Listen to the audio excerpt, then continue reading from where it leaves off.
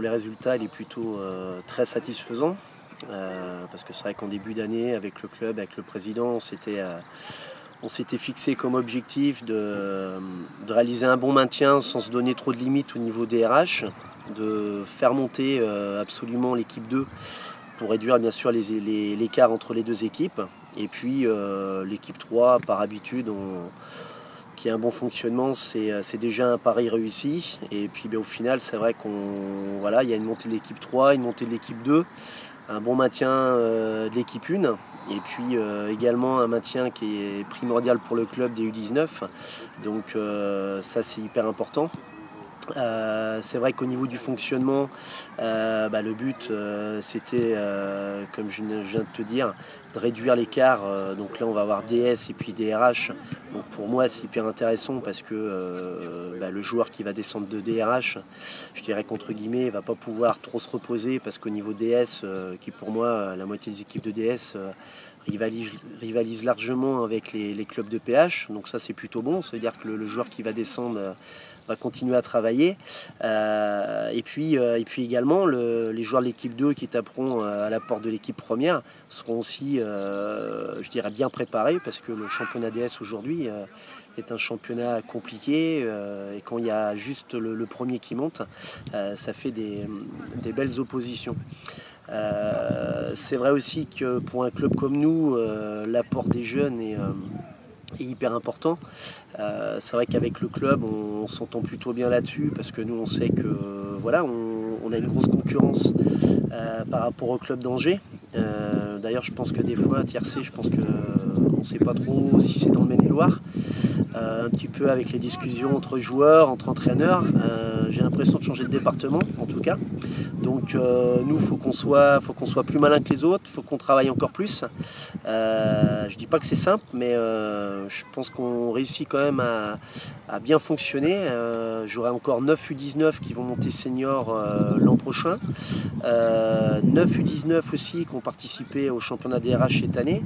Même si à mon goût, il aurait pu en avoir encore plus, mais on n'avait pas fait encore le maintien, on n'avait pas assuré le maintien en U19. Donc ça pour moi aussi c'est hyper important. Les U19 qui montent, c'est des vrais recrues, et c'est aussi l'avenir du club. Derrière, en assurant aussi quelques recrues, je dirais, de poids pour donner déjà du sang frais, parce que je pense que c'est important.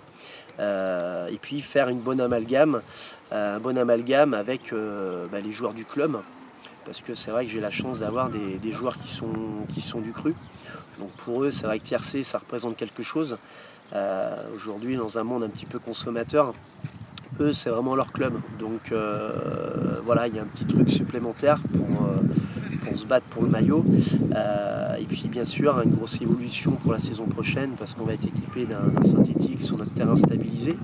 Donc on va avoir 2 terrains RB et un synthétique. Donc je dirais pour les joueurs, bien sûr du plaisir, mais aussi, je dirais version coach, aucune excuse de se tromper techniquement. Et puis pour nous les entraîneurs, une variété supplémentaire aussi au niveau des séances et pouvoir compliquer aussi les séances pour pouvoir progresser à tous les niveaux et encore plus au niveau technique. Donc je pense que pour un club pour une commune de 4200 habitants, on a quand même 372 licenciés. Nous, on bosse dans notre coin, on ne la ramène pas, mais je pense que on n'est pas les meilleurs, mais je pense que le fonctionnement est bon et chacun se fait confiance. Il y a une bonne équipe de bénévoles, il y a des gens qui vivent jour et nuit, je dirais, au stade. Donc ça, c'est aussi le message qui est donné aussi aux joueurs, parce qu'on doit faire mieux, on doit faire plus. Mais je dirais que le club fonctionne bien. Moi, je suis arrivé dans un club où...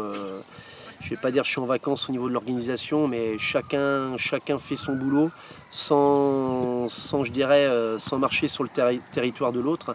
Et ça, c'est hyper important pour qu'un club fonctionne et pour qu'on essaye aussi d'avoir des bons résultats. Et puis, je dirais de bien s'entendre aussi au niveau du club parce que voilà, les joueurs aujourd'hui ils viennent pas que jouer au football, ils viennent rechercher une ambiance, ils viennent rechercher la convivialité, et ça par contre c'est hyper important, aussi bien dans le recrutement, bien sûr on recrute des bons joueurs, mais c'est aussi un joueur qui va s'intégrer dans le club, qui va pas partir dès la fin de l'entraînement, qui va rester ici discuter, partager, et puis on est là aussi pour le lien social. Donc, voilà. Et qu'est-ce que tu as pu apporter depuis tes 2 premières années au club là? C'est toujours un peu compliqué de parler de soi. Je pense un petit peu plus de compétition. C'est un peu dû à mon caractère, mais voilà, un petit peu, je vais pas dire plus de sérieux, mais surtout sur l'entraînement, bien leur faire comprendre qu'il y a une différence entre le terrain et l'extérieur.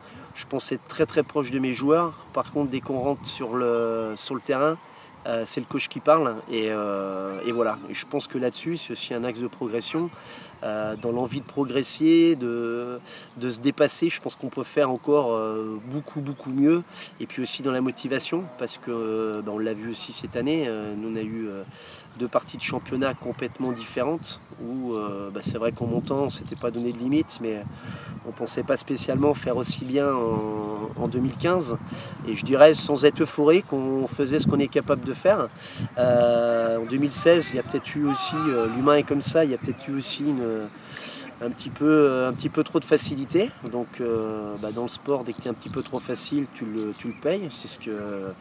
C'est ce qui s'est passé avec les premières défaites. Et puis voilà, derrière le doute peut s'installer aussi, il n'y a pas la même confiance.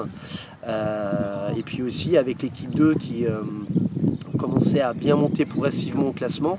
Donc après, ça a été aussi un choix de ma part, et puis validé par le club, de garder, je dirais, 2 noyaux d'équipe assez homogènes, aussi bien en équipe 1 qu'en équipe 2, pour qu'on puisse faire un petit peu moins de changements. Donc nous, je pense que ça nous a pénalisé un petit peu, parce que quand on enlève de la concurrence aux joueurs, les joueurs se reposent un peu plus. Donc je pense que nous, au niveau DH, ça nous a été un petit peu préjudiciable, mais par contre au niveau de l'équipe 2, on s'est reposé sur une équipe qui avait l'habitude de jouer ensemble. Je pense que le calcul était plutôt intelligent que de faire descendre sur les 4-5 derniers matchs 4-5 joueurs de l'équipe 1. Ça veut dire aussi faire monter 4-5 joueurs de l'équipe 2 qui auraient participé jusque-là, et puis les priver d'une montée. Donc voilà, je pense que c'est toujours facile de dire ça quand ça s'est bien passé, mais je pense que les choix ont été plutôt bons par rapport à ça. Et aujourd'hui, oui, on s'en félicite aussi. Et puis on va bien se reposer, mais on a hâte de repartir l'an prochain. Et quels seront justement les objectifs la saison prochaine? Les objectifs, déjà, moi je dirais, c'est surtout de progresser. Ça, c'est déjà le premier objectif. Ça veut dire qu'aujourd'hui, j'ai conscience qu'on n'est pas encore à nos limites. Donc ça veut dire qu'on a encore une bonne marge de progression. Les installations ne font pas tout, mais on va travailler, je pense, encore plus en qualité. Quand vous passez 3-4 mois sur un stabilisé, c'est un petit peu compliqué, parce qu'il faut aussi soigner le moral. Là, au niveau du moral, on n'aura pas à le soigner, donc c'est encore plus précis, plus exigeant, et puis donner aussi envie aux joueurs et tout faire pour gagner, parce que quand tu as des résultats, les joueurs ont envie, les joueurs s'entraînent plus dur, plus fort, et c'est ça l'objectif. Donc on sait aussi qu'il y a la réorganisation aussi des niveaux qui va intervenir. Elle est forcément dangereuse pour les petits clubs, je dirais, comme nous, au niveau de la commune, mais je pense que c'est aussi motivant de pouvoir se hisser à des niveaux régions. Et puis de pouvoir concurrencer les clubs angevins qui arrivent en force aujourd'hui. Ça, c'est une bonne chose avec la montée de la NDC et puis de la Croix-Blanche. Donc ça, je pense que c'est important pour le département. Et nous, c'est bien figuré au niveau régional, et après on verra au niveau de la restructuration, mais c'est pourquoi pas en tout cas être dans le bon wagon de la réorganisation, donc plutôt vers le haut. Le classement on verra. Des objectifs fixés par le président, non, pas forcément? Non, avec le président, je pense que on a un très bon rapport, très bon feeling, parce que parce qu'on on se dit les choses honnêtement. Donc je pense que voilà, lui, il est aussi très proche de l'équipe, donc il voit ce qui se passe. Il est là aussi dans les consignes au niveau du discours. Donc là-dessus, c'est aussi du temps de gagner. Quand tu es suivi aussi par le comité directeur, je dirais qu'il y a plein de choses où tu n'as pas à t'expliquer. Il sait comment ça se passe, il sait le fonctionnement. Donc, je pense qu'on est très humble par rapport au travail qui nous reste à faire et par rapport aussi à nos forces, à nos faiblesses. Donc ça, je dirais, les objectifs, on a toujours nos petits objectifs au coin de la tête qu'on ne dévoile pas, mais après, on va dire, après quelques matchs ou quelques mois, les objectifs peuvent aussi changer en positif comme en négatif. Donc non, c'est surtout continuer à former nos joueurs et que les joueurs qu'on forme finissent tôt ou tard en équipe première. Ça, c'est le vrai objectif. Et quelles sont les choses qui t'ont plu pour rejoindre justement le club de Tiercé au niveau, je sais pas, de l'ambiance, tout ça? Qu'est-ce que tu peux nous dire? Écoute, Tiercé, moi j'avais joué pas mal de fois contre eux quand j'entraînais Montreuil en PH. Mais ce qui m'a plu aussi, c'est que je connaissais pas grand monde. Donc c'est bien aussi de remettre un petit peu les compteurs à zéro. Aussi bien pour le club, les joueurs ne me connaissaient pas, aussi bien pour le club et puis pour moi. Parce que des fois, les réputations se font et se défont. J'ai pu en être victime, je pense aussi avoir travaillé un petit peu sur moi à ce niveau-là, et de travailler avec des gens qui ne te connaissent pas, t'es pas jugé à l'avance, et ça a été plutôt une bonne chose sur le choix de Tiercé. Aujourd'hui, je le regrette absolument pas. On est tous de passage parce qu'on est entraîneur, mais voilà, moi ça m'a donné beaucoup de fraîcheur, et puis pour eux aussi peut-être un discours nouveau, un peu plus guerrier certainement, parce que je le revendique aussi, même si j'aime bien le jeu. Je pense qu'aujourd'hui, sans envie, on ne peut pas faire grand-chose, surtout en amateur. Et donc voilà, c'est un club familial où on passe du bon temps, mais comme je dis, si on veut passer du bon temps, il faut gagner des matchs. Je ne connais pas beaucoup de clubs où on se félicite de l'ambiance quand on perd tous les week-ends. Donc ça, après, c'est mon boulot. Mais voilà, si on veut continuer à bien vivre comme ça, faut se faire mal sur le terrain pour avoir des choses à fêter. C'est vrai que les 3 équipes ont eu de très bons résultats cette saison-là. C'est peut-être aussi grâce à toi. Qu'est-ce que tu as apporté personnellement au club? Peut-être de l'esprit compétiteur. Qu'est-ce que tu peux nous dire par rapport à ça? Ouais, j'ai un peu, je pense savoir. Alors, j'étais pas tout seul. Je remercie aussi mon équipe, Vincent Hameau qui était l'équipe 2, David Buret et Gaël Brier sur l'équipe 3.